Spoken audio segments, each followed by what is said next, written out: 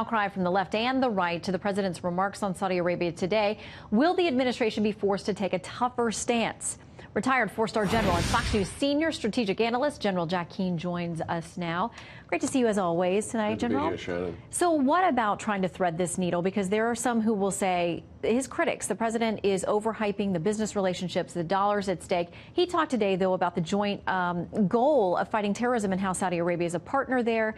But many people just left and right outraged by this murder and the fact that they think the president needs to have a stronger moral position for our country. Yeah, I think there really is a strategy forward where it's not exclusive of one another. In other words, this outrageous crime has always been at the intersection of America's national interest with a key ally and America's values.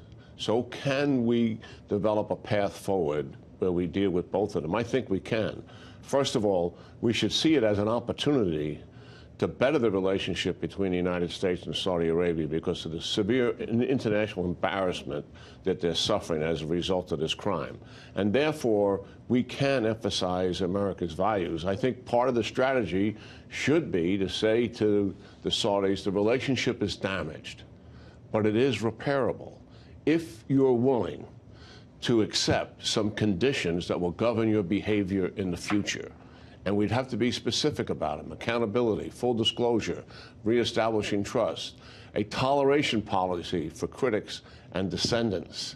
That would enable us, I believe, to push forward the moral clarity that this country has always had, and at the same time maintain the relationship. However, we would have to condemn the Saudi regime publicly. We're condemning a crime, but we haven't condemned the regime because it's difficult to accept the implausible theory that MBS was not involved or the Crown Prince. But let's just accept that for a minute, that he's not. The second in command of the intelligence service executed an operation in a foreign land to kill a dissident or a critic with 15 security agents. They did that in what they believe was in accordance with regime authority, regime policy, and regime culture, particularly as it pertains to dissidents. That makes the regime very culpable, and they should be condemned for that action. I do believe there is a path forward. We can certainly I'm not suggesting, nor a lot of other national security experts, you have to walk away from the arms deal.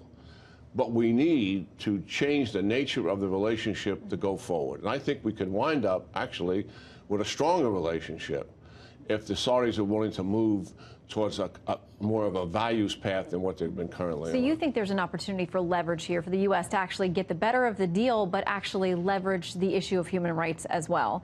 I want to talk to you about the defense spending conversation we're now going to have, this idea of whether there's going to be a 5% cut across the board for the Pentagon for defense. In a Forbes.com piece by contributor Lauren Thompson, he talks about the House Democrats now being in control of the House because the two sides have to work together to get this thing done. He says the most likely outcome going forward is that military budgets will flatline for the remainder of the Trump presidency. He says the bias of the system is in favor of cutting weapons rather than readiness or people when money becomes scarce, and Democratic control of Congress's lower chamber will strengthen that bias. How do you think it impacts the military overall if they have to make these cuts? Yeah, I absolutely do believe that's the path that we're currently on. And what that will do, clearly, is stop the recovery of the Defense Department after 15 years of decline. And what makes this a serious issue is that I've been a member of a commission for the last year looking at our national defense strategy. And we have looked at that and have recognized, somewhat to our alarm, because of the details that we were able to get into, is how serious the deterioration and evaporation has been of the United States military, even though it's the primary military in the world today. And it puts us in danger that we have not been for decades in losing a conventional war, particularly with Russia and China. And the new commander who just took over the Indo-Pacific a few weeks ago got up and said something pretty similar. He said, you know, there's no guarantee we could win a war against China today.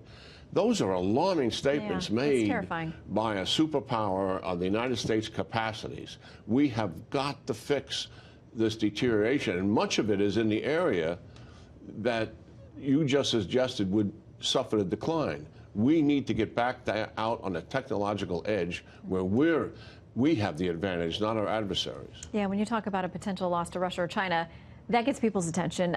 General, you always get people's attention. We're glad you're here with us. Thanks for coming in. Happy Thanksgiving.